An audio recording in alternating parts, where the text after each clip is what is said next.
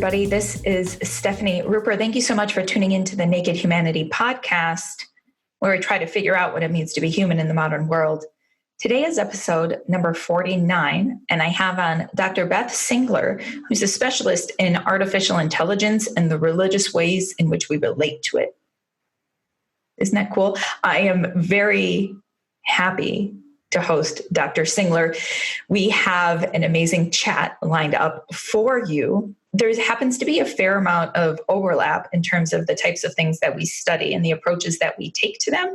And so we have a really nice back and forth. We have a really nice rapport. And I actually learned a lot from her, and am going to be taking some of the insights from the talk forward into my own work when thinking about the nature of science and religion and the quote unquote secular world that we live in, all these sorts of things. So it's very, very cool. You don't normally think of science and science fiction and artificial intelligence as things that are religious, but I think it's probably reasonably easy at first glance to say, oh, these people want to live forever. That's kind of religious, and there are so many fascinating parallels that Dr. Singler will talk about during the podcast, ways in which we look at potential future robots and artificial intelligence, the singularity.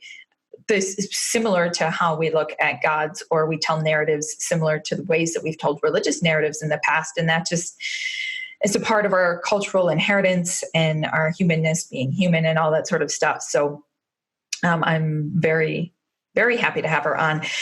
Dr. Singler is also a part of a scheme. She is at Cambridge University, which is similar to Oxford. They're very old. They have similar research setups and college setups and all that sort of stuff. So we have a lot in common, and I admire her work a lot. She is very active in terms of what we in the academy call public engagement, which is like this podcast, public engagement, basically talking about her work to an audience broader than just people in the academy. And she does that a lot. So she's very talented at speaking and communicating her ideas. And also, I, of course, as you know, really admire people who do that sort of thing. So that is very fun. I will read you a little bit about her before jumping into the chat. Dr. Beth Singler is the Junior Research Fellow in Artificial Intelligence at Homerton College, University of Cambridge. Prior to this, she was the postdoctoral research associate on the, quote, Human Identity in an Age of Nearly Human Machines, quote, project at the Faraday Institute for Science and Religion. She has been an associate fellow at the Leverhulme Center for the Future of Intelligence since 2016. Beth explores the social, ethical, philosophical, and religious implications of advances in artificial intelligence and robotics. As a part of her public engagement work, she has produced a series of short documentaries. The first, Pain in the Machine, won the 2017 AHRC Best Research Film of the Year award. Beth has appeared on Radio 4's Today, Sunday, and Start of the Week programs discussing AI, robots, and pain. In 2017, she spoke at the Hay Festival as one of the Hay 30, the 30 best speakers to watch. She was also one of the Evening Standard's Progress 1000, the list of the most influential people in various fields, both in 2017 and 2018. So those are all just a few brief insights into the amazing work done by this really smart scholar. So thank you so much for tuning in.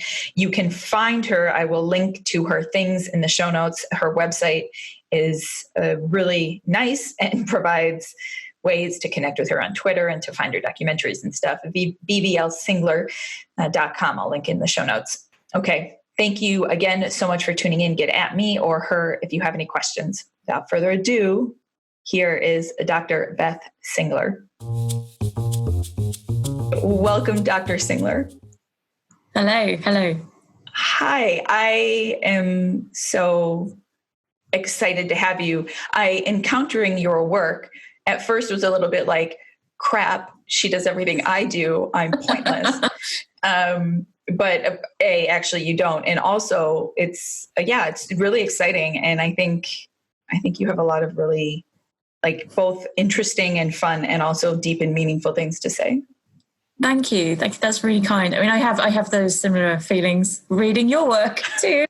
and other people's. But I think it's great. There's so many different perspectives coming at these subjects. So, there's space for plenty of us to be having a voice in the discussion. Right. Well, I am a lowly graduate student who doesn't do a lot of academic stuff. So my level of contribution is not super high yet. Whereas you have been you've been doing the public scholar thing, I think, so well. You have such a huge list of things that you've done in the academy and also outside of the academy. You've worked on like documentaries and stuff, right? Yeah, I made a series of short films on artificial intelligence and some of the big questions people are asking. And partly, I think it was a way for me to sort of get to grips those questions. Like all the experts I really wanted to talk to, stick them in a film together, talking at the camera, and then you get a sense of what the discussion is. So yeah, I think that's a really useful tool for public engagement, but it was also like a learning process for me where I started off feeling like I didn't really know anything. Yeah, I think that's very great. That's very strategic. So you're technically a scholar of religion, right? I am. All my degrees are in, more religious studies than theology, but the degree is called theology and religious studies. So I've always been a sort of anthropologist of contemporary religion, new religious movements. My PhD thesis was on an idea in the New Age movement. But there were some really useful and overlapping skills there to start thinking about artificial intelligence. And that's what my first postdoc took me into. It wasn't something I specifically did for my PhD thesis. Right. And you wouldn't normally expect somebody who studies religion for many years to then become a specialist in artificial intelligence. So where is that like overlap? What are those skills or those ideas that sort of bridge that gap? Well, the first skill I needed to have for my postdoc was being a huge geek. And, I own that. I am a huge geek. I've been watching sci-fi since I was a wee person. I had all the kind of vocabulary of talking about the science fiction ideas of artificial intelligence. I didn't necessarily have the technological vocabulary, and that's what I had to work on for a while. And I'm still by no means an expert in the technology specifically, but I can blag it like the rest of us. But from some very, very interesting people who know more about the technological side. And so my first postdoc, as I said, is what specifically brought me into artificial intelligence as an area, and I had to kind of bone up on what the technology was actually doing. But for the most part, as an anthropologist, what I'm looking at is people's stories and narratives and understandings. And then obviously being someone who looks at religious studies, I'm very interested in the weaving in of religious ideas as well. You said my first postdoc. Yeah. Okay. So technically I'm on my second postdoc as a junior fellow. This is another postdoc position. That's amazing. So for anybody not listening, postdocs are very hard to get and very hard to enact. So deep respect for Dr. Singler. That's really cool. Yeah. All right. So what sort of like religious things do come up with related to artificial intelligence? Like, do you talk about it in terms of so I always look at it functionally, like what religious functions is this idea of performing for people, but you can also look at it in terms of like themes, like what is your angle? Yeah, I'm very interested, as I say, in narratives and stories. So looking at the shapes that people reach for when they try to talk about technological advances, often existing shapes and forms that come from their cultural background, even if expressively a lot of the people I'm talking to would demark religion and science and technology and science quite separately from religion. There is that sort of habituation into religious narratives that's there's no reason to try to escape. I think it's just worth recognizing that you have heritage of religious ideas. And then you also have people who not only use religious metaphors, but actually have religious belief as well. So I'm very interested in overall the entanglements. Religion cannot really be separated from technology at any point in our history. The narrative of separation is something that's relatively more recent, but you just see how much religion and technology and society are all entangled together and how they inform and reproduce each other. So you mentioned sort of being embedded in these ideas about belief. So is it that people take narratives that are predominant in their societies and are sort of like form the background noise of their like fabric of sense making, and then sort of appropriate them or tell them in a more scientific way? Is that sort of, so it's very specific to cultural myths? Yeah, I think what people that I've either interviewed or I've done field work amongst sort of transhumanist groups and technological groups, they're not willfully ahistorical, but they want to sort of mark out a new territory without recognizing all the time that they're reproducing older territories. So, I mean, I've been at transhumanist conferences where there's lots of discussion of the greater good, and the language and the values being espoused there, they assert are very secular, but they repeat ideas we've had about an omnipotent, omnibenevolent, omnipresent being of a kind that can oversee us and kind of help us with the future. And seeing those patterns repeat, I have mentioned to them, those repeating patterns, and they're not overly keen on that, but those particular groups sometimes. But others are more keen on this idea of creating gods. There's some transhumanist churches that specifically talk about creating theism from deism. So they argue that if there ever were gods, or God not around now, but we can create theistic gods through artificial intelligence and superintelligence. And I mean, this is quite, for the majority of technologists working on artificial intelligence, this is quite a fringe idea of superintelligence, singularity. But it's a very evocative one, and it gets caught up in a lot of apocalyptic and dystopic and utopian ideas as well. Yeah, that was going to be my first question, was how many people believe this? Yeah. But usually I think actually looking at these more fringe groups is really important, because it sheds light on, what we're seeing in more dissolved forms, right? Right. So that's fascinating. This is hysterical, and I'll just display my ignorance and imposter qualities as a scholar here for a moment. So transhumanism is like a thing. People have conferences on transhumanism. Yes. Transhumanism is like a word that's everywhere. And literally, I did not learn what transhumanism was until about 3 weeks ago, when I sat down with a friend and I was like, excuse me, can somebody please tell me what transhumanism is? Audience, also, this is a moment of learning for me. Tell me about transhumanism. Okay, well, I suppose one of the problems with transhumanism is the variety of views on what transhumanism is. So again, as you say, you get these sort of more extreme fringe groups and then more dilute versions of the idea. Transhumanism can be everything from, a more general sense of we want to use technology to improve humanity. I mean, that's not so different from any technologist scientist who's using their methods to do something good for humanity, all the way up to let's tackle some of the more pernicious problems humanity faces. So the suffering humanity faces from disease and illness and genetic abnormalities and death, basically, all the way up to death. If we could solve the pernicious problem of death and live forever, wouldn't that be grand? And that's kind of, there's shades of transhumanism along that spectrum.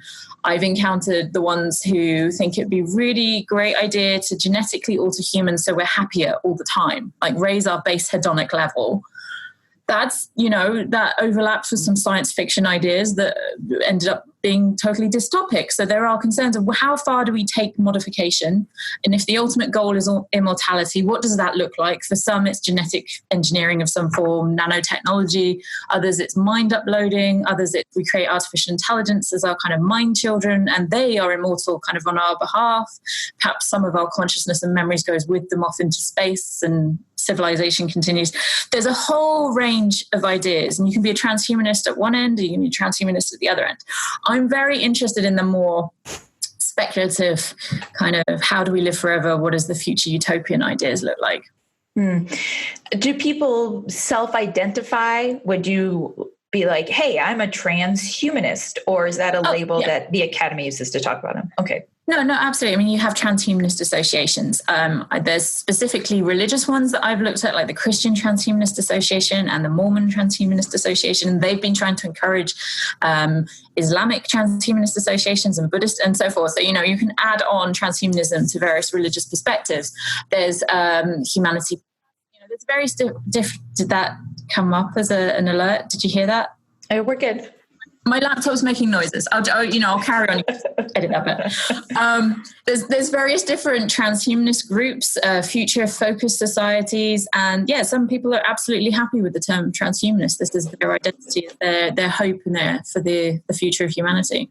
And And this idea of hope in the future of humanity is something that is, we would say, maybe is almost inescapably religious in and of itself, or at least in a Christian lens, right? Because so much of the focus is like on saving ourselves in the future. I remember one time I encountered some people who are really into existential risk, which is like the idea that we have the Center for Studies in Existential Risk here in Cambridge, who So you've worked with them. Yeah. So again, there's a spectrum of people working on existential risk. Can be people specifically worrying about climate change and progress and stopping that, up to more kind of speculative existential risks of superintelligence or that sort of side of things. So existential risk in itself is not that fringe an idea. We're all trying to deal with the future of humanity. That's why there's so many overlaps in this discourse with mainstream discourse around climate change in the future and things like that. Yeah, that's very interesting. We have an institute here, the Future of Humanity Institute here in Oxford. So I think they probably do the same thing. And they're very big on the whole deal. And people can be like so into it, right? And one time I was just like doing my inquisitive scholar thing in a room full of people who were deeply concerned with existential risk, which, by the way, for people listening, is the possibility that humans could die, right? The risk to our species. And I was like, well, but do we like have to save our species? And everybody just like looked at me and they were like, yes. I'm like, I'm just here to ask the questions, folks. Like maybe we do.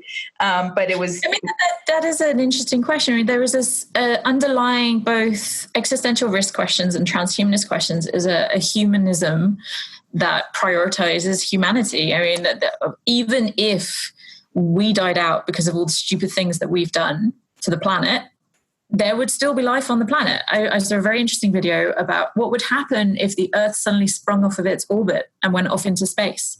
And we wouldn't last very long at all, of course, but there would still be extremophiles on planet Earth in, Mariana Trench, right down. So when we talk about apocalypses, which is another thing I write and think about a lot in terms of people's ideas of the apocalypse, we're talking about specific apocalypses to us, unless we're talking about endangered species, but most of the time we're talking about what will happen to humanity when there's a pandemic, when there's a nuclear war. We tend to be quite human centric, and it's a perfectly respectable question to ask. Like, why are we so sure we should continue?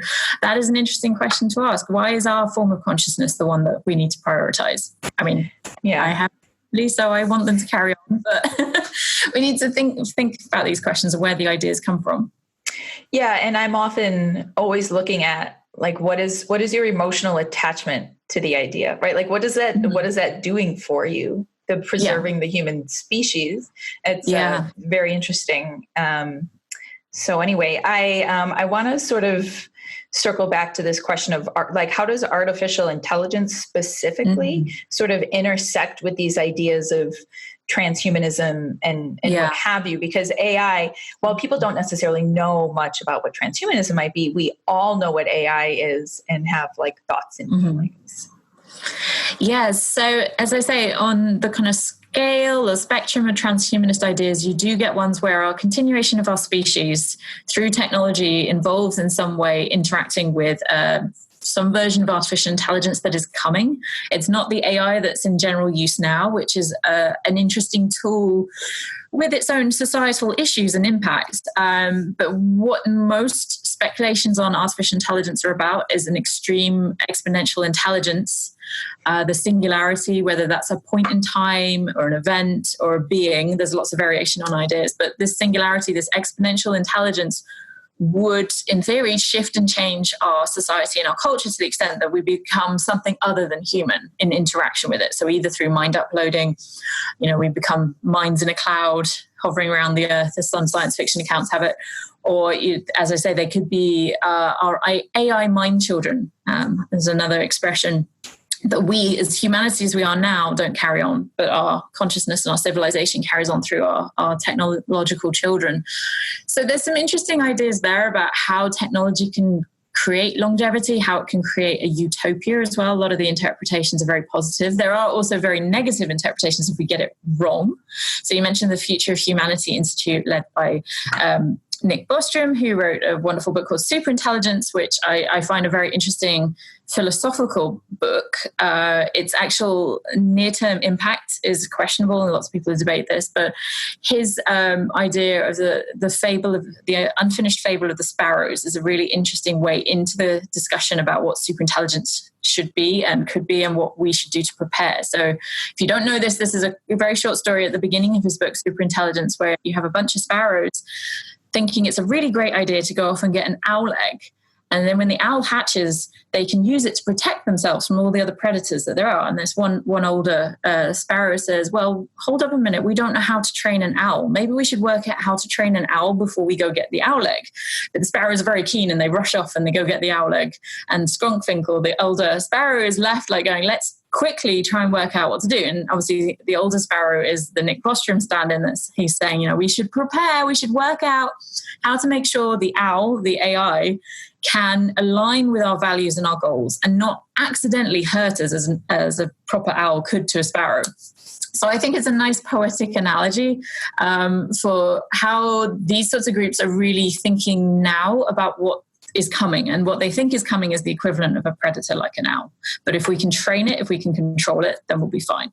And I find that a really interesting future course casting idea of, we've got something coming at us like a train, and we need to think about how we're preparing for that. And do you discern any sort of religious themes or feelings or whatever in these sorts of projections? Or well, yeah, again, this idea of a powerful, omnipotent, omniscient, hopefully omnibenevolent, but that's the thing they're not sure about, being does replicate all these sort of classical theistic ideas, very much, Abrahamic faiths, rather than the vast plurality of faith we have around the world. It takes lots of different shapes when it comes to superior beings. And some of the language framed, as I say, in a secular space repeats these patterns. So Elon Musk was reported as saying that, he was investing so much money into the research into value alignment for artificial intelligence, funding places including FHI and CFI and other places that he's got connections to, and OpenAI and so forth. His aim, he said, was to be careful when we're summoning the demon. Now, he's not being literal. Some people took him literally. It's quite amusing. But he's, that analogy there, that we're doing something that, through mystical processes that the majority of people don't really understand, we are bringing forth something that's more powerful than us. And we need to control that. All the analogies and metaphors and stories come out. The genie, the Sorcerer's Apprentice. I watched Nick Bostrom do a presentation talking about King Midas and the Sorcerer's Apprentice, power out of control where we don't understand what we're doing. I think it's really interesting. These evocative images keep being repeated. They're so useful to the conversation. Now, whether they're right or not is a whole separate part of the conversation.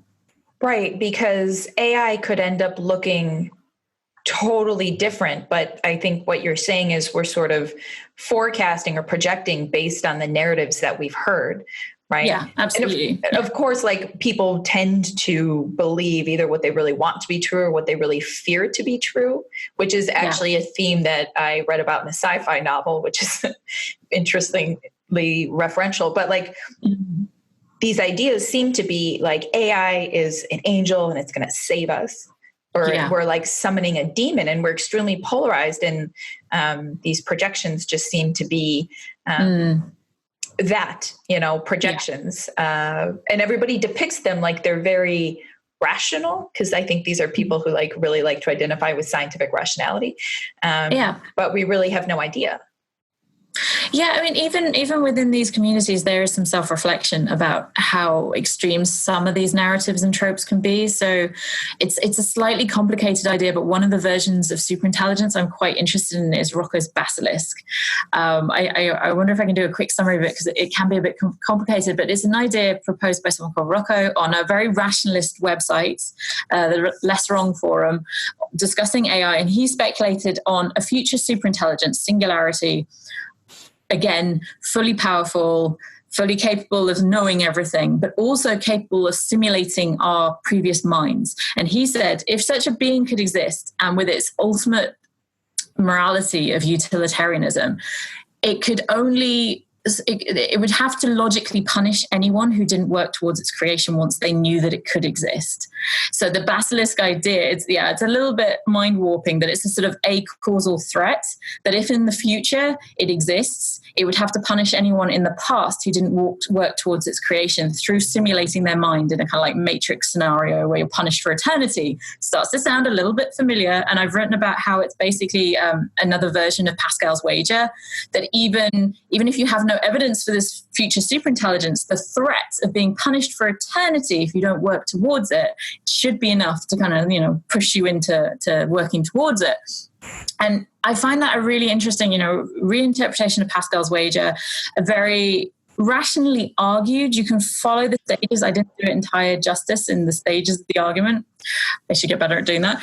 But you can follow the stages of the argument and go, well, this is logical in these steps. If we presume a superintelligence and it has the most superior ethical value, which is utilitarianism in this view, it would create the greatest good. If it doesn't exist, it can't create the greatest good. It has to exist. Therefore, it has to punish anyone in the past who didn't work towards its creation. And this idea popped up on this website. Rocco wrote this short bit about it. And then, after a discussion and some people started getting really concerned about this idea that superintelligence could punish them, they banned conversation about it on the website. And this, of course, had the opposite effect. Once you ban things, it's called the Streisand effect. Barbara Streisand tried to ban people taking pictures of her beach. Everyone went, her beachfront property, everyone went to take pictures. So it's like this amplification effect when you try to stop people doing something. So they banned people from discussing Rocco's Basilisk. It became this whole meme. People wrote articles about it. You can Google it. But it's in a way, it's a bit like the internet game, The Game, where as soon as you mention it to some people, that it puts them in this scenario, so they then have to do the thing. So there's this whole threat of punishment and, very kind of religious language tied up with something that they see as a very secular rational argument as well. So those forms of discussion I find really, really fascinating. Yeah. I'm following you down the rabbit hole.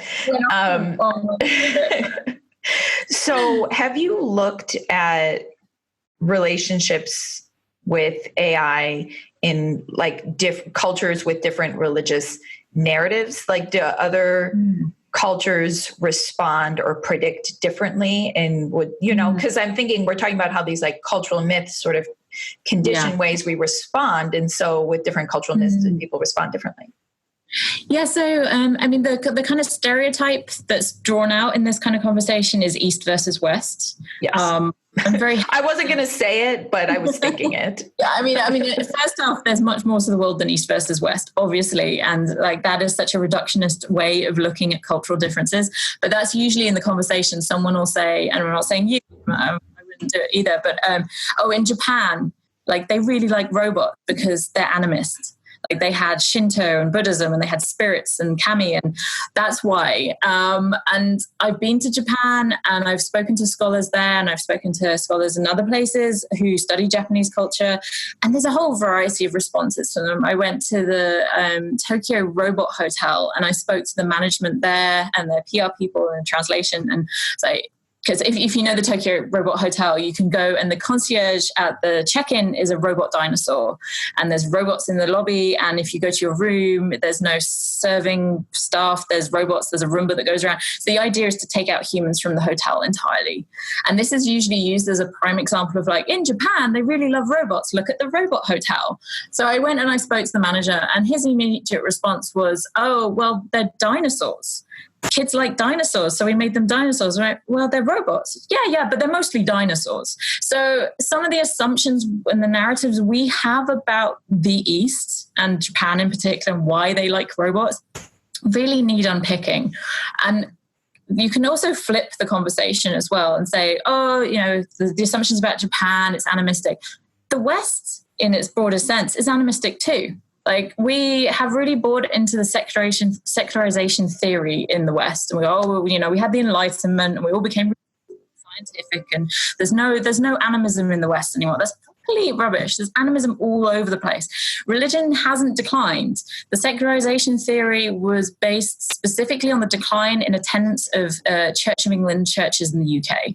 And this idea, like, disseminated across the world that says, everywhere religion is in decline. You cannot prove that with any of the stats. You can only say for a particular group of sociologists of religion who looked at Church of England attendance, yes, there was decline. And now they're also saying, but yeah, more people are worshipping in cathedrals. So there's variety, and probably closer to something like detraditionalization, where long established religions are seeing changes in their attendance.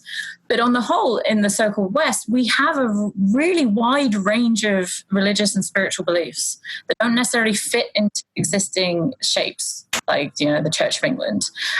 So I think it's really interesting to have this discussion about where our cultural forms come from with more anthropological work. As an anthropologist, I'm going to really big up, hire more anthropologists. We know what we're talking about. But also that there are people out there who've been doing this really fine-grained attention to cultural forms in every culture and community around the world, basically. And, we need to try and avoid this reductionist approach of East and West. And this is why we are more sensible than them. Let them lot over there because they believe in spirits. And I'm going off on another diatribe, but yeah, this is one of my interests in my work. Right. Well, I think this podcast is very open to diatribes that are based are based on fighting norms that, and standards of reason that aren't necessarily whatever. So yeah, I'm all about that. I like your word detraditionalization. I think that's really nice. I do most of my work. Okay. Yes. I think in the 90s, people were already talking about this in the 1990s, and it just takes a while for kind of these ideas to filter out. I know, it's so funny. There's so much scholarship in religion that's like secularism is complicated and not really a thing. And we're all basically saying that to each other, and we're all like, we know, but something we need to be doing is talking to the rest of the world about it, which is again why this podcast exists. So good. Yeah, thank you. I totally agree with you, that we have this, and this is part of why all of this stuff about AI and religiosity exists, I think, perhaps, is that we really love seeing ourselves as rational, but cannot really elide the cultural forms that have, been given to us, and the whatever quote unquote spiritual needs or longings or ideas we might have. And so we sort of, we mesh them together in this particularly, quote unquote Western way. So, but my question about other cultures in the West or whatever, in our culture, I'm interested, I'm wondering, right? So the Japanese and the Shinto, and for people who are listening, I'm holding my fingers in a lot of quotes right now, a series of long quotation marks.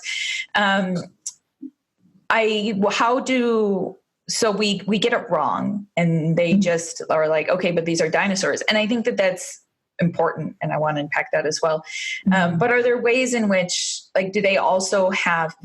do other cultures also have this sort of religious feeling or spiritual feelings or whatever that we do, right? Does it exist in other places?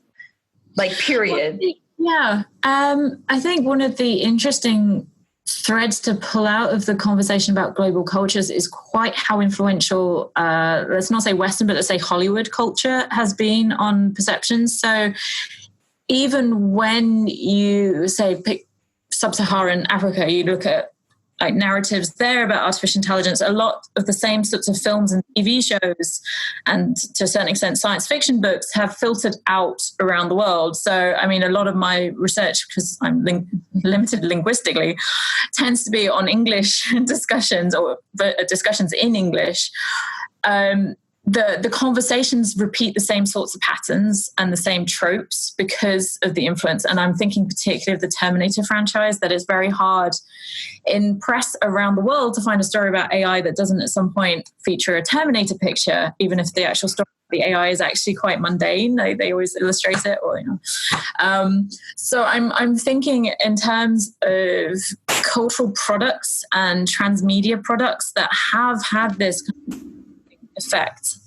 So it's very hard for someone certainly with my linguistic inabilities to see some of the indigenous narratives for their own sake without, just reading the English stuff that's highly affected by Hollywood tropes. But there is a strong, Chinese science fiction community, African science fiction community writing in different languages that I'm not capable of accessing except in translation, that are thinking of things in relation to existing pantheons, religious ideas that they have. So that, I'm struggling at the moment. There's some interesting books from India as well. I'm struggling to remember titles, but if those narratives were more familiar to us, it's possible we might have other ways of conceiving of AI that doesn't fall into just the big, scary superintelligence is going to come and do something to us or something amazing to us type narratives.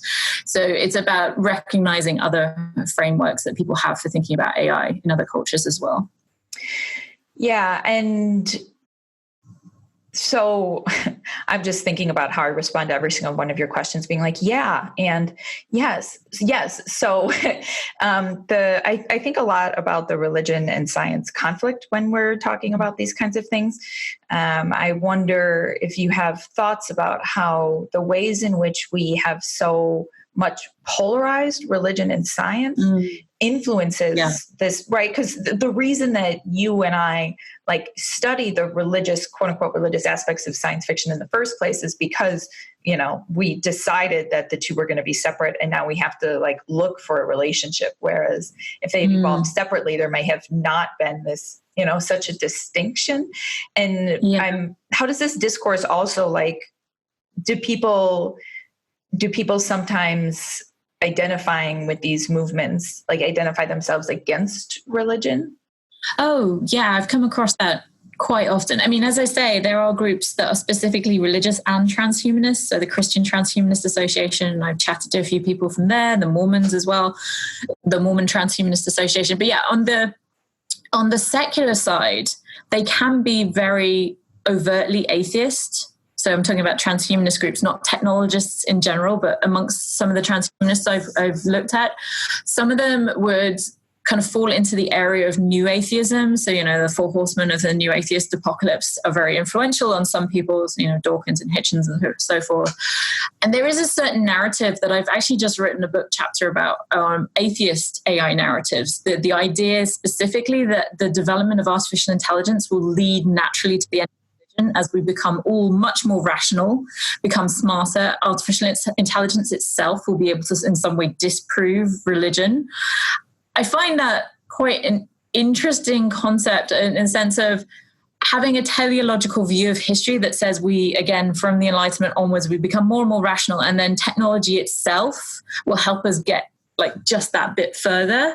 So I wrote this book chapter specifically working on the ideas in Dan Brown's book, Origin. I don't know if you know Origin. I have it on my shelf somewhere behind me. There it is. As I fall over. Here we go. So I'm not advertising it. I'm just showing you what it is.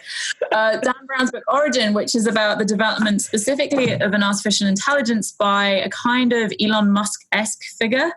And this guy, the human guy, he very much has this strong religion versus science approach. The book starts with him taking his discovery that he's made through using artificial intelligence that basically, to his mind, gives us the reason for life, answers the really big question, why are we here? And he takes it to three religious leaders, a rabbi, an imam, and a bishop, a Catholic bishop. And later on, spoilers, later on, one of them kills himself because this revelation is so destructive of his religious belief. And this is the narrative that this book is purporting to a certain extent, that, through technology, religious beliefs will they'll suddenly realize there's no evidential standing for them. And it's a whole very, very Richard Dawkins approach. His recent book, now I've forgotten the name of his recent book, but it's something about escaping from God, living without... Outgrowing God. Outgrowing God. Yeah. So again, this narrative of humanity is getting wiser, more intelligent, more rational. We're maturing through the Enlightenment, through to where we are now, and artificial intelligence will help us make that sort of final step. There is some discussion in the book, like the Dan Brown's usual protagonist is a little bit more accommodating on the religion science question, and there's also a suggestion, sorry again spoilers, by the end of the book that people will worship the AI that has been created. So there's all these elements that I'm really interested in, and I've read it, so you don't have to, don't go buy it. I think it's a really interesting example of this atheist AI narrative that AI will fix religion, we'll get rid of it. I had someone come up to me after a talk last Saturday, and the talk had not really been about religion at all. It was AI and society mostly.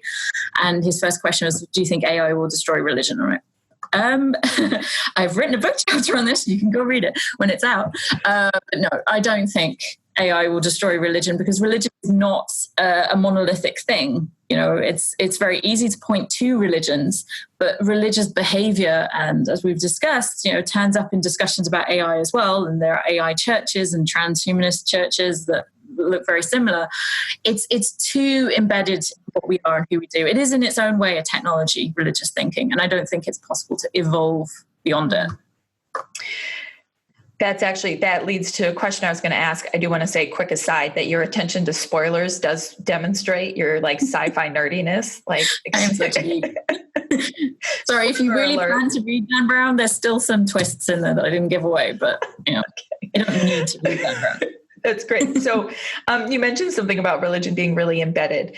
And I don't know if you want to talk about nature and nurture or whatever, but there's this huge question of, when we're looking at these narratives, we look at these narratives of us becoming increasingly rational or scientific or whatever. And many people would say we're growing beyond religion. And I think the counterpoint is humans will always be religious, or humans will always need gods or what have you. And so is there a sense in which you feel like humans do and will always be like creating not even just religious themes, but also specifically gods? Like in a way, this AI is almost functioning like a god.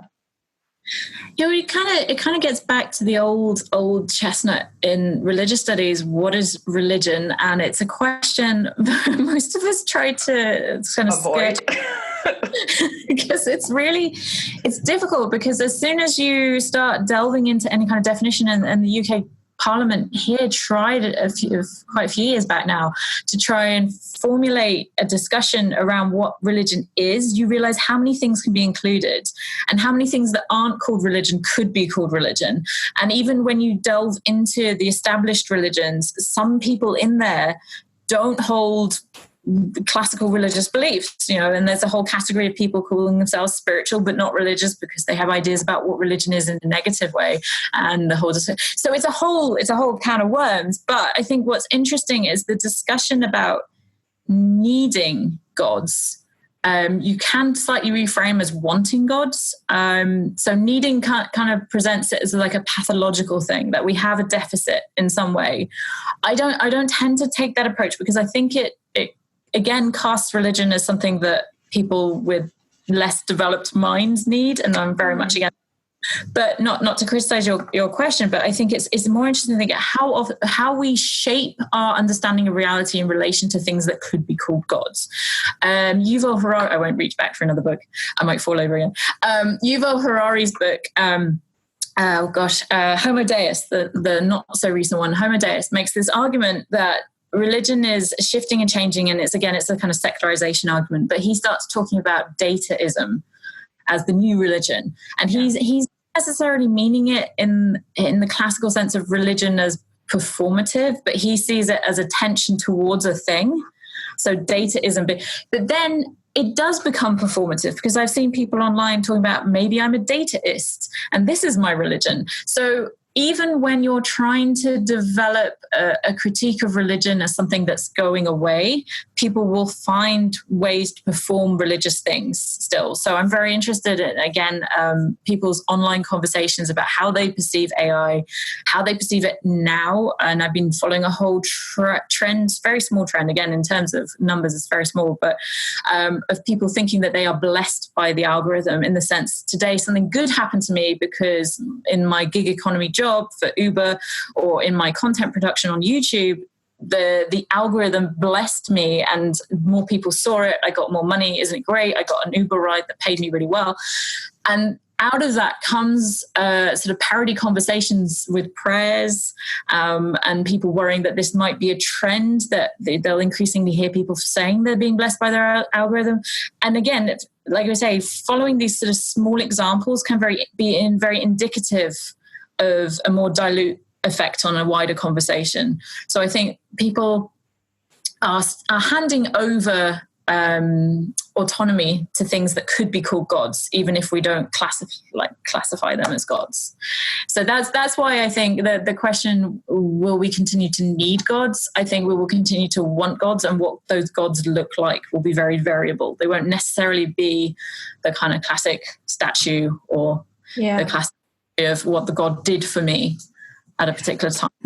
I really appreciate that framing. I would even yes, you could even say we sort of have cognitive defaults or emotional defaults or whatever. We have ways in which we relate to the world with intention. And so it's sort of, in a sense, inevitable that we give agency to things that maybe aren't necessarily agential. Yeah. Whether or not that's a god is a question of categories and definitions, right? And a question of power as well. Like, a lot of our assumptions about what is and isn't a god is dependent on how much more powerful it is than we are. So at the moment, with current applications of AI, in some instances, they're already super intelligent. So, some of the reactions to AlphaGo defeating Lee Sedol at the game of Go, and some of the more recent reactions to AlphaStar playing StarCraft 2 really well, like superhuman levels of really well, are in reaction to that apprehension of power. But neither AlphaStar nor AlphaGo can, choose not to play. So in some ways, very limited in power and ability to adapt to circumstances, very much unlike a human being who can say, you know what, I just don't feel like playing this game anymore. So that freedom is different. But in the very narrow domain currently, that super intelligence can be, for a lot of people, very scary. So I looked at all the sort of reactions online, not all of them, but as many as I could, reactions online to those specific moments when AlphaStar and AlphaGo were very successful, and people's immediate kind of dystopic reactions. But to put that into context, also with the Boston Dynamics robots who could open doors, people were like, oh no, they can open doors now, we're doomed. Like there is a very quick shift into the dystopic response, because like as we say, we're primed for it by science fiction and the Terminator series in particular. Sure. And also afraid of power or in awe of power. Do you ever find that people are kind of indifferent? Because I find that when I ask people, and of course this isn't rigorous data, it's a sociological or anthropological sense at all, but some people post a lot of videos of the robots running and are like, the end is nigh, right? Yeah. And other people are like, the future is utopian and I'm so excited, right? Like, why is this so polarized?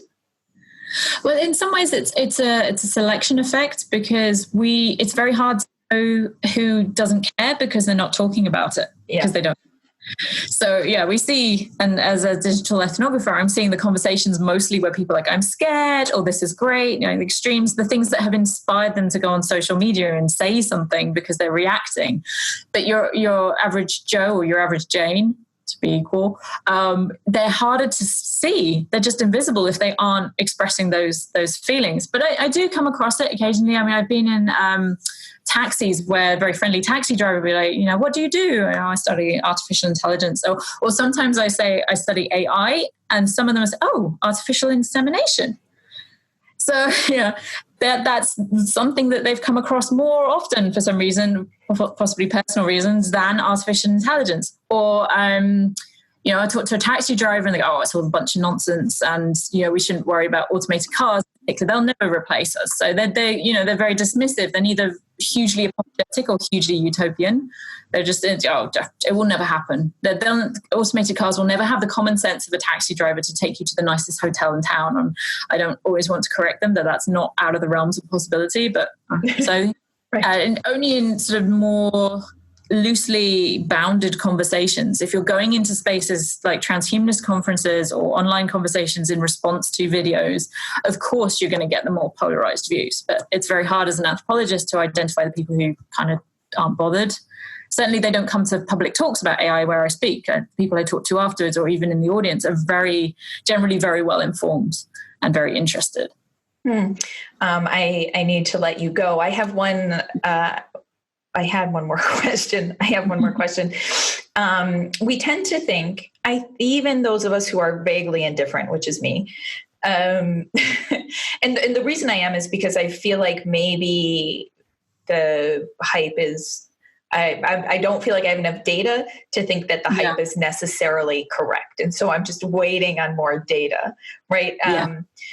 But I class myself generally as agnostic on most things. I think this is also a good space to be agnostic on waiting on more data, but also seeing where there is currently data about what algorithmic bias is doing to society, that kind of data we have. So on the stuff, I find it fascinating. But again, I'm mostly agnostic on whether we'll have AI gods or not, or AI demons. Thank you. I was very curious about what you thought. I think about history and how our projections about the future have almost soundly been radically incorrect all of the time, except for Nietzsche, who was anyway correct about what our world would look like today. Marx maybe, but like, that's sadly nihilistic. Oh no. Yeah, sorry. We're going to end this podcast on a downer. But we're almost always incorrect. And so I'm just okay, well, we'll see. Yeah. I'm glad that people are working on, doing the sparrow thing just in case, but I think that's a good approach to have. The people who are really, as you say, really invested in thinking about these things, that's good. The people who are doing very good work now and considering what AI is doing now in terms of effect on our society, that's very important. But on the whole, I think we've had so many times, it's kind of a subjectivity thing as well, but we always feel like it's the end of the world because this is the moment in which we personally exist. So this must be the most important time there has ever been. There's a wonderful book by, I think it's Catherine Wessinger, about always living in the end times, that we always have this sort of personal perspective. So, and then we've got historical examples of so many different groups who thought the end was nigh and it wasn't. But having said that, we only have to be wrong once. We only have to be right about apocalypse once if it's the human apocalypse that we're worried about. Again, apocalypse is such a relative term because there are people going through apocalypses every single day caused by technology, caused by other things. If we're talking about the complete end of the human race, we only have to be right about that once. But I'm sure the Earth will be fine. I once said to somebody who really cared about existential risk, I was like, well, people always think we're in the end times. And his immediate response, and he was very defensive, was like, people always say that. But we are right this time, and then maybe. I went on a radio thing about apocalypses and they didn't put me in the main broadcast. They only put me in like the podcast version because what I said, I think, which didn't kind of tie into the line they wanted on AI apocalypses, was I'm more worried about human stupidity and climate change at the moment. I think we've got very near term, and that the existential risk people are looking at working on those elements as well, and pandemics and nuclear and not just artificial intelligence. But when we started getting really worried about the robo-apocalypse, I think it's a distraction. I love science fiction, obviously, as much as the next person, but I know when it's science fiction and I want to know when it's science facts. And that's my major problem with the overuse of Terminator imagery. Is like we need to know what's actually happening now and what kind of small apocalypses are happening in people's lives now, rather than getting too distracted about the robo-apocalypse and the end of the world through artificial intelligence. I like that a lot. That's a good note to end on. I will use that language of small apocalypse. I think that is it's a really nice bridge, to talk about the conversations, small apocalypses.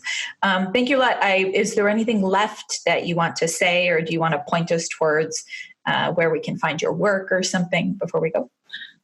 I'm pretty Googleable. I'm also a bit of a Twitterholic. I'm on social media a lot, so I'm easy to find there. I have a website with blog posts, links to interviews, links to publications. So you can find me, bvlsingler.com. And I won't advertise Dan Brown's book again, but I do have a book coming out on that hopefully in the next year or so. So if you're interested in AI atheist narratives, that'll be coming out. That's very cool. I will link to your things in the show notes. It's very exciting for me when I talk to a guest who has like social media stuff to share, because normally, we're all just academics, whatever. So that's very cool. I'm very excited to link to all of that. Do check out Dr. Singler's work. Thank you again so much for joining us. And thank you everybody for tuning in. If you have any questions, probably tweet Dr. Singler, but you can also email or tweet or Instagram or Facebook me, and you know where to find us at Naked Humanity. So thank you again, everybody. I hope this has been as edifying for you as it was for me. I will be back next week.